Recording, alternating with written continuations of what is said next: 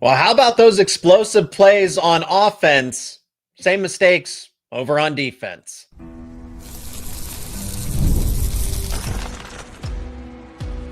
You are Locked On Nittany Lions, your daily podcast on the Penn State Nittany Lions. Part of the Locked On Podcast Network, your team every day. And it's a live halftime reaction here on Locked On Nittany Lions to talk about Penn State, Michigan State. Hey, Penn State is leading. Okay. 14-10 at halftime. My name is Seyko. I'm your host of the show.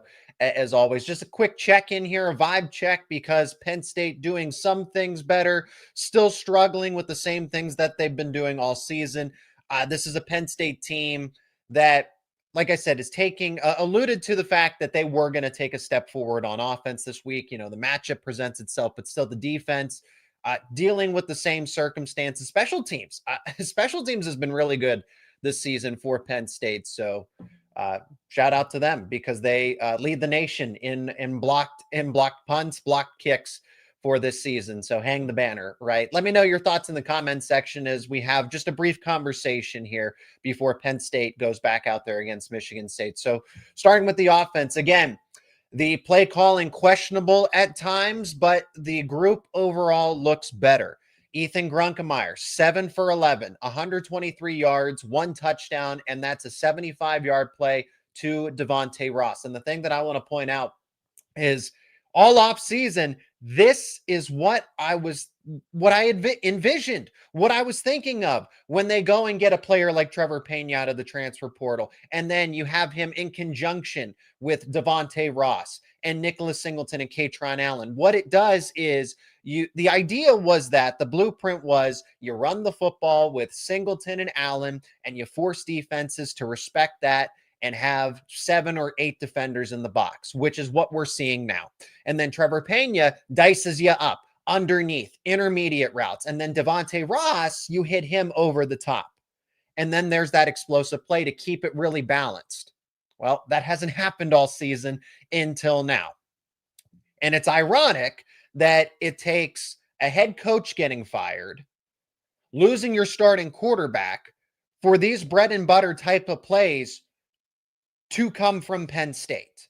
This should have been everything. That play was the epitome of this Penn State offense and what they could have been all season long.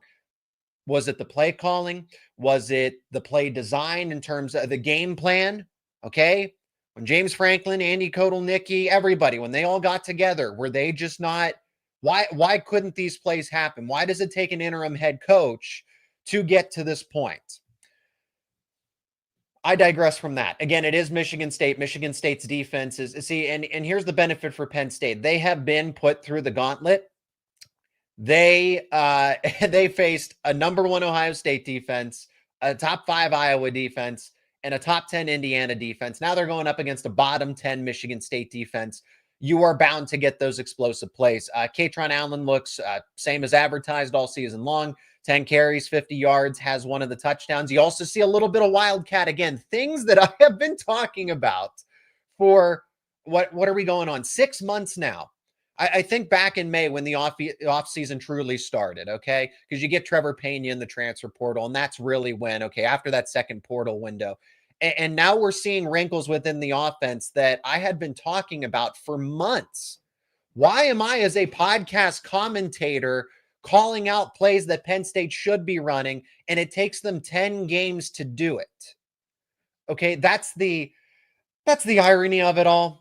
So here we are. We see progress with Penn State's offense. Again, granted, the matchup is really good, but then we flip it over to the defense.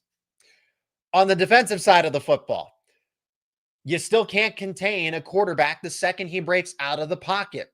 Milivojevic is a solid, I like him as a quarterback, actually. Really respect his game. I can see why Michigan State has pivoted to him. Aiden Childs wasn't giving them enough. They flip over to Milivojevic. He is not a dual threat per se, but he's a passer first, but he's not afraid to use his legs. And every time he stepped outside of the pocket, explosive play for Michigan State. What it is about containing a quarterback, I don't understand. It's twofold, right? Either Jim Knowles doesn't respect the quarterback as a runner, and that is the bottom line here. is that Jim Knowles and this defense, they are not coached, or they are not schemed up to respect the quarterback as an option. They are more concerned about the wide receivers and tight ends and running backs, which, okay, is completely understandable, right? But you still, when you struggle with it, maybe give a little bit of attention to the quarterback. Okay. None of these guys that Penn State have faced all season long, with maybe the exception of Julian Sayin, because even still, he can move. But nobody sits back within the pocket and is a statue. Everybody has either been a mobile quarterback or somebody that is just able to maneuver. And Penn State, through 10 games of the season, just have no respect for it. And they get diced up every single time. Something that was pointed out on the broadcast, saying that, oh, Jim Knowles is starting to blitz more and realizing that this defense likes to attack opposing offenses. Really? That's another thing that it's just like, it frustrates me. It frustrates me at the end of the day, because why do you not realize what your personnel is best at? I understand what Knowles wants to do. He wants to rely on 4 pass rushers, drop 7, and confuse the quarterback. But this group is just, whether that is because Manny Diaz instilled his system a few years back. And again, a lot of those players played under Manny Diaz, were recruited by Manny Diaz once upon a time. So this group is just an attacking style as it is. And yet Knowles is like, no, we're not going to do that, even though you guys are actually better suited to do that, until 9-10 games in the season, because it worked against Indiana. Just, again, notice when Penn State drops back into coverage and just sits in this large zone, they don't have a good success rate. But when they speed up the clock of the quarterback, they force those turnovers. They get pressure. They have a nice success rate. So that's where we are at this point in time, is that Penn State's offense is finally turning the corner as far as what their assets were, and they're finally starting to use them. And then on defense, Jim Knowles is finally adapting his defensive system, where he's simplifying it and allowing players just to pin their ears back and go after the quarterback, because that's just who they are. Whether that has to do with Manny Diaz a couple years back, and then Tom Allen somewhat continuing that to a little bit. Again, he ran a lot of zone, but it was more of a hybrid. You have elements of Manny Diaz's defense plus what Tom Allen did. And Jim Knowles tried to, he tried to install his system and really didn't care how to adjust it accordingly at this point in time. So that's why we are where we are. So we'll take a short break. When we come back, talk about some of the head coaching updates. Okay, so it is now officially being reported that James Franklin and Virginia Tech are in initial talks. Mike Elko is set to receive a long-term extension from Texas A&M. What does that mean for Penn State? We're going to talk about that next here on this live edition of Locked On Nittany Lions. And this episode is brought to you by DoorDash. The weekend is here. So let's crown this week's MVP on Who Delivered, powered by DoorDash. Just like you can win every Saturday with DoorDash Streaks, saving more every time you order. These players delivered when it mattered most. Now let's break it down. For Penn State, we're in the middle of a game talking about this. So we're going to go with Devonte Ross having a 75-yard touchdown. Again, the big explosive plays on offense. That's great. Able to just run by the defenders, just get past the defense for a big explosive play. And I mean, you can credit Ethan Grunkemeyer as well. So these two stepped up and they delivered. No hesitation, no delay. And just like Ethan Grunkemeyer and Devonte Ross delivering for Penn State, DoorDash delivers your Saturdays. With DoorDash Streaks, you save every Saturday you order. Stack it up all season. You could save up to $250, including $100 in DoorDash credits. Order this Saturday. Keep the streak alive and fuel your game day. Only with DoorDash. Terms apply. Promo period through November 18th. Today's show is also brought to you by FanDuel, the official sports betting partner of the NBA. The NBA is back, and there's no better place to get in on the action than with FanDuel.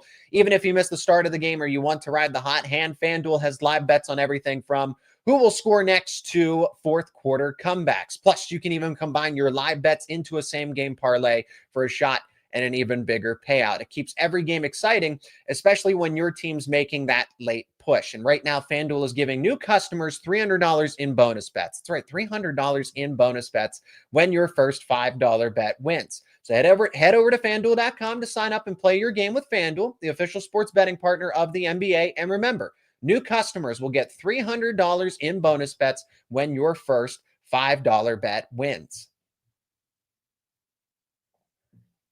And thanks for joining me here on this live edition of Locked On Nittany Lions. So the game, 14-10 as it stands at halftime. Offense looks better. Again, I said that, hey, if you're looking for anything from this Penn State team, the offense, I was expecting them to score at least 30 points. They're just under halfway there. Again, Terry Smith rolling the dice in the red zone. Again, questionable play calling at times. It feels like Penn State is better on first and second down than they are third and fourth down when it comes to short yardage situations. I really think they try to psych themselves out, and that's mostly on Andy Kotelnicki. The offensive line is still good. You have Katron Allen. You should be able to pick up a 3rd and 2, a 4th and 1. It really shouldn't be that big of an issue, okay? But it is. So Penn State should have more points on the board, and they do not. But nevertheless, Penn State in a solid position to win this game. They're moving the football better. I think overall they're playing a better game than Michigan State. They're getting after the quarterback. They're making plays on special teams. Again, it's about the matchup. Why Penn State is doing this, and well, they haven't done it. They didn't do it against Iowa. They didn't do it against Ohio State. Those were significantly better teams. As we can see across the board, I mean, Ohio State continues to dominate in Iowa with a surprising result at halftime. So the big news, though, in respect to this game, of course, is the fact that, well, Penn State's coaching search gets a little bit of a wrench thrown into it. You now have Mike Elko most likely off the board here. Again, it wouldn't be reported that he's due an extension from Texas A&M, and we're talking about a hefty extension, something that makes him a top 5 coach in all of college football, top 5 paid head coach in all of college football. So that was Penn State's home run hire. That was Penn State's grand slam. And he's off the board. He's going to be anyway. The other interesting news. Okay, so now it is publicly reported again. Virginia Tech sources have been saying that this deal has been done. It's in the works, or it's been in the works, and it's basically done. It's been across the finish line. They just don't have to report it yet, or they just don't have to release it yet. Anything like that. There's no hurry. James Franklin of Virginia Tech seems to be trending in that direction. I am someone that is going to continue to look at this where I need to see it cross the finish line before I believe it. And Virginia Tech fans don't like when I say James Franklin is VT's top choice, but VT is not James Franklin's top choice. Because that's the truth, and that's not disrespect at Virginia Tech. That's more of a jab at James Franklin. I had a source tell me that Jimmy Sexton was hitting up Auburn like crazy. So I'm supposed to sit back and believe that, oh, yeah, James Franklin and Virginia Tech, this has been in the works, and James Franklin's all on board. No, he's waiting. He is trying to see if Florida's going to give him a call, if LSU's going to give him a call, Auburn, if Florida State's going to move on from Mike Norvell. He is weighing his other options. He does not see himself as an ACC head coach. If he has to take the job, he will. Because why wouldn't you? You stay within this region. You've had recruiting success in the state of Virginia. You get to recruit potential Penn State players to follow you to Virginia Tech. So you have a pretty solid foundation. And if VT is willing to commit the resources, and they're willing to do all these different things to set up James Franklin to be better successful. Again, Franklin gave them his list of demands, him and Jimmy Sexton. We want money for coordinators. We're going to need more NIL. Penn State didn't give us all this disposable income. Okay, I'm not buying any of that, because that's, again, they went out and spent over $3 million for Jim Knowles. So when people try to allude to the fact that, well, James Franklin didn't have any money to spend and Penn State's resources were pretty tight, that's just not true. If James Franklin ends up at Virginia Tech, So be it. It will be inconvenient for Penn State. It's not the end all, regardless of who the head coach is, but for 2 to 3 years, okay? Because I think if you get a stable head coach in there, the recruiting in DC, Maryland, Virginia is not, you need to focus on Pennsylvania. I think New Jersey is New Jersey is well more important than DC, Maryland, Virginia. Those are the two states that Penn State needs to focus on, which is why James Franklin was actually shifting his focus away from those states and focusing on New Jersey, but it wasn't entirely working out. There's plenty of talent, and that's just high school recruiting. You have the transfer portal, okay? So where does Penn State stand in all of this right now? And again, I have to wrap up this. This is just a brief live reaction. Again, we'll go post-game. We'll talk about this game. We'll talk about the coaching search a little more in depth. So Mike Elko's off the board. Okay, continue. So if you want another long shot, Kalen DeBoer, Kalen DeBoer is losing to Oklahoma as we speak. Again, that could change. We saw Texas A&M come back down 30-3 for crying out loud. But Brian Daboll is a legitimate candidate, okay? And when I say legitimate, there's going to be interest. They're going to talk to him and see what his vision is. I say don't rule it out as far as, is that an awful hire or anything? You don't know, because Pete Carroll was an NFL cast-off. Nick Saban was an NFL cast-off before they really settled in at Lane Kiffin as well. Lane Kiffin coached the Oakland Raiders and was pushed out of the NFL immediately. So my point being is, don't just overlook Brian Daboll because he comes from a terrible situation with the New York Giants. Some people just need a change of scenery. And if you're asking me, I would personally prefer Brian Daboll over somebody like Eli Drinkwitz, for example. I still think Drinkwitz is a solid coach, but I want something that is different. I want someone who is different, who's going to bring a different vision and take this program in a different direction. If it doesn't work out, okay, so be it. But you're not going to be able to take steps forward if you don't go in a different direction. And I don't know what Eli Drinkwitz offers that is necessarily different from the main perspective compared to a James Franklin. But you do get that with a Brian Hartline. You do get that with a Brian Daboll. Ironically, they're both named Brian. So Penn State should hire a Brian, someone named Brian in the scheme of things. But the whole point of this coaching search and firing Franklin in the middle of the season was to go after national titles. If you find yourself settling and taking someone that is comparable or below the caliber of coach that Franklin is, what was the point of all of this at the end of the day? So this is where I'm going to put a lid on things for now. This is a teaser conversation for our post-game coverage here. So if you are new to the show, subscribe to the YouTube channel and wherever you get your podcasts. We do this daily. We do this around each and every football game. So we got a follow-up conversation on the way after Penn State and Michigan State goes final, which will be right here live on YouTube and afterwards wherever you get your podcasts here on Locked On Nittany Lions. Thank you so much for joining me on this live show.